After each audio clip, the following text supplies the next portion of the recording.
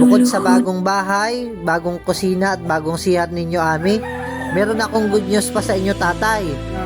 May pa-blessing tayo dito sa inyong bahay. Maghahanda tayo. Luhod sa iyong harapan, nagpapasakop sa iyong kalooban. Alam mo ang buhay ko.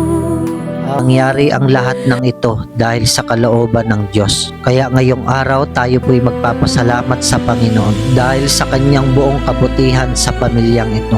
Nabinigyan sila ng bagong bahay na masisilungan. Isang bagong pag-asa ang ipinagkaloob ng Panginoon na sa mahabang panahon nagtiis ng kahirapan. Ngayon dumating po ang bagong tahanan para sa pamilyang ito. Mayroon po kaming inihanda na konting pagkain na aming pagsasaluhan. At bago pagsaluhan ang mga pagkaing inihanda, kami po muna ay nanalangin at nag-awit ng papuri sa Panginoon. Nagbahagi tayo ng mensaheng nagbibigay ng inspirasyon. Alam ko masaya ka, tatay, ngayon kasi ito ay first time mangyari sa iyong buhay.